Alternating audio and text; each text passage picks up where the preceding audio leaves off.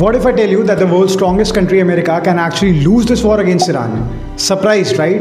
You will not be by the end of this video. The war began on February 28th when US and Israel launched a coordinated attack on Iran, crippling much of its airspace and killing the supreme leader Ayatollah Khamenei. Many believe that this would bring Iran to its knees, ending the war within days and possibly triggering a regime change.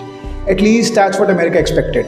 But the reality is turning out to be completely different as Iran appears to be holding its ground surprisingly well in the conflict. Now this video is divided into 4 key parts and will be a little long, so bear with me. First, Iran's major strategic move came just days into the war, disrupting the Strait of Hormuz, one of the most critical trade routes in the world. Nearly 20% of the global oil supply passes through this narrow corridor, worth roughly $1.3 billion in energy trade every single day. Because of this conflict, shipping traffic has dropped around 94%, sending shockwaves to global markets. As a result, oil prices surged nearly 30% in a week, something that could have serious consequences for the global economy. Second, Iran's strategy of military economics is putting enormous pressure on the American wallet. Iran has been deploying thousands of relatively cheap Shahed drones to strike US bases across the Middle East and targets in Israel. So what's the catch? Let me tell you. Now these drones cost around just tens of thousands of dollars to make, but intercepting just one is costing the US around $3 million per missile.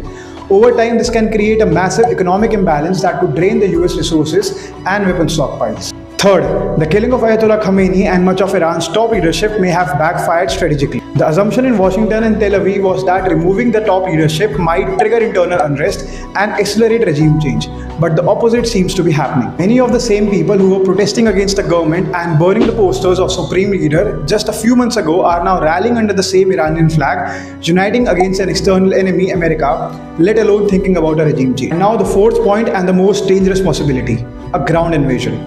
President Trump has hinted that American troops could be deployed on Iranian soil. If that happens, the war could transform into a long and costly conflict, something similar to Afghanistan. History has shown that sending soldiers into complex terrain against a determined population can be extremely difficult. Iran's geography, terrain, and local knowledge could make any ground campaign incredibly challenging for the US. Now only time will tell whether America can win this war in a matter of weeks, or it turns into a long drawn-out conflict. But one thing is certain, nothing good is likely to come out of this senseless war.